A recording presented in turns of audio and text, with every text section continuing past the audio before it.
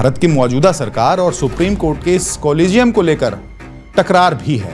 कुछ समय बाद दमकल कर्मियों को उनके दफ्तर से वरिष्ठ अफसर का फोन आता है, लेकिन दिल्ली हाई कोर्ट के जज के रूप में तैनात थे। सिर्फ ट्रांसफर से काम चल जाएगा?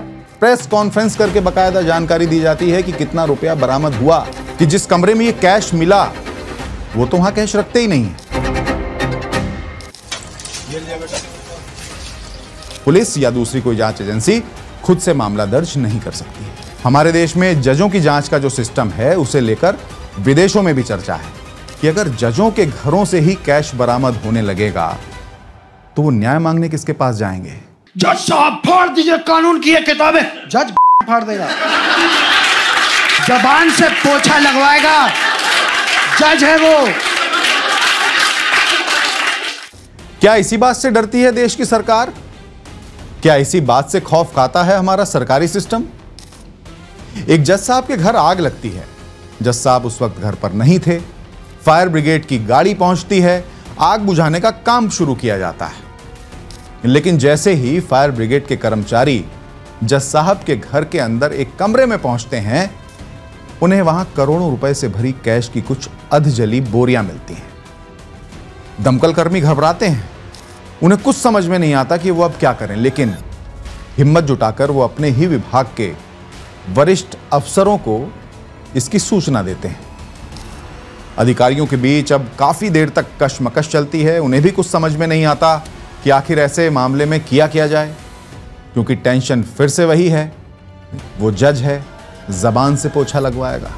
जबान से पोछा लगवाएगा, जज है वो।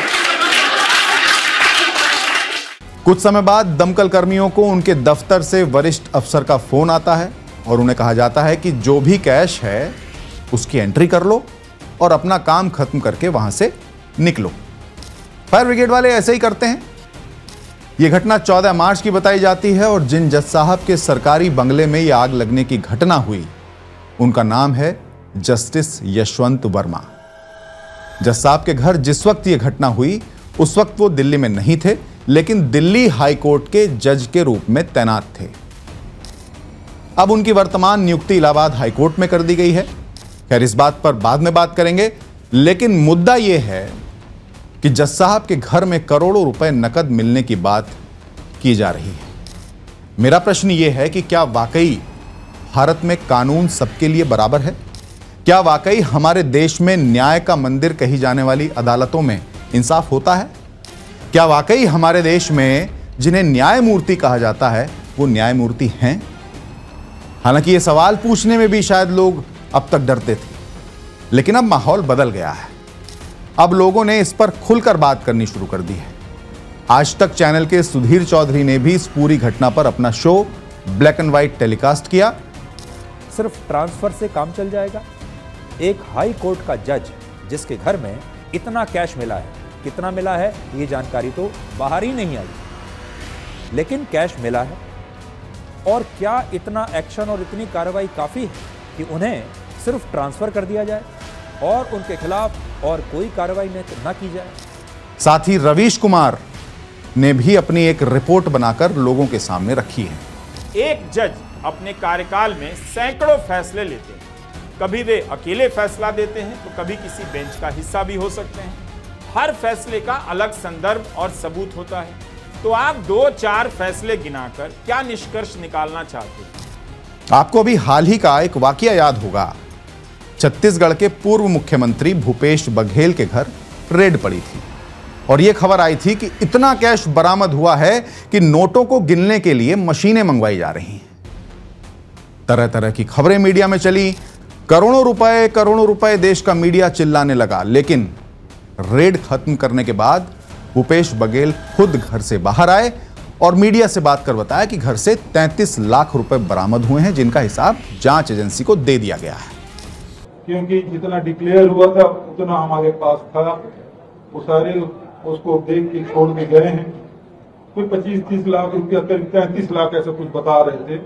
33 लाख रुपया नकद मिला अलग अलग लोगों से, पत्नी से, बेटे से, बहू से, बेटियों से जब मिला तो हम लोगों के पास खेती भी है। अब आप पूछेंगे कि मैं इस घटना का जिक्र ये जज साहब वाले मैटर में क्यों कर रहा हूं? इसलिए कर रहा हूं, भारत में जब किसी नेता या अधिकारी या व्यापारी के घर से कैश बरामद होता है तो उसे तत्काल जेल भेज दिया जाता है, उसका चरित्र हनन किया जाता है और प्रेस कॉन्फ्रेंस करके बाकायदा जानकारी दी जाती है कि कितना रुपया बरामद हुआ। लेकिन इस घटना में बहुत देरी हुई।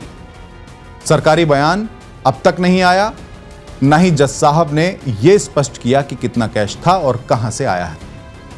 इतना ही नहीं, जज साहब के परिवार के सदस्यों का यह कहना है कि जिस कमरे में यह कैश मिला वो तो वहां कैश रखते ही नहीं है।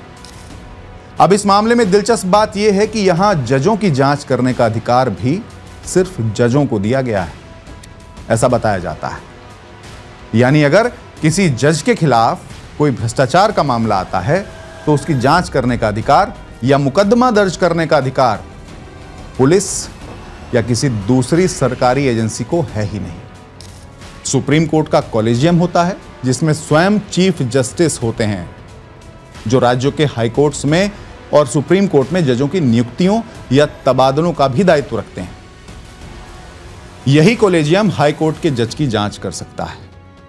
अब आगे बढ़ने से पहले सुप्रीम कोर्ट का एक कॉलेजियम क्या है, इसे भी आपको विस्तार से समझाता हूं। सुप्रीम कोर्ट कॉलेजियम यानी एक ऐसा समूह जिसमें भारत के मुख्य न्यायाधीश यानी चीफ जस्टिस ऑफ इंडिया के साथ साथ 4 और सुप्रीम कोर्ट के जज होते हैं। इस समूह में फिलहाल जस्टिस संजीव खन्ना, जो भारत के सबसे बड़े जज हैं यानी चीफ जस्टिस ऑफ इंडिया हैं, जस्टिस भूषण रामकृष्ण गवई यानी BR Gavai, justice Suryakant, justice S ओका और जस्टिस विक्रमनाथ शामिल हैं।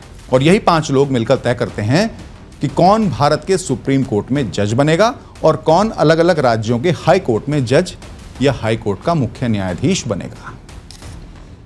भारत की मौजूदा सरकार और सुप्रीम कोर्ट के इस कॉलेजियम को लेकर टकरार भी है। सरकार इस व्यवस्था से संतुष्ट नहीं दिखती। साल 2022 में तत्कालीन कानून मंत्री किरण रिजिजू ने इस व्यवस्था से असंतोष खुलेआम जाहिर किया था। उसके बाद से यह बहस लंबे समय तक चली कि जजों की नियुक्ति से लेकर जजों की जांच का अधिकार जजों को ही कैसे दिया जा सकता है। यह भी कहा गया कि जज अपनी मनमानी से अपने पक्ष में कानून या नियम नहीं बना सकते हैं। और अब इस मामले के सामने आने के बाद यह बहस एक बार फिर से छिड़ गई है, क्योंकि इस मामले में भी कुछ ऐसा ही हुआ है। केंद्रीय गृह मंत्रालय ने सुप्रीम कोर्ट के कॉलेजियम को इस घटना के बारे में अवगत कराया और कॉलेजियम ने इस घटना पर कार्रवाई करते हुए जस्टिस यशवंत वर्मा को इलाहाबाद हाई कोर्ट ट्रांसफर कर दिया और इस घटना पर चिंता भी व्यक्त की। हालांकि जब मीडिया का दबाव पड़ा, मीडिया में खबरें चलने लगीं, बड़े बड़े पत्रकारों ने सवाल उठाने शुरू कर दिए, तो सुप्रीम कोर्ट की वेबसाइट पर इस घटना की 2 वीडियो क्लिप जारी की गई। इसके अलावा आरोपी जज साहब की call details, internet protocol detail भी मांगी गई है और साथ ही यह कहा गया कि जज साहब इसे डिलीट ना करें और इससे छेड़छाड़ भी ना करें और इसे संशोधित भी ना करें।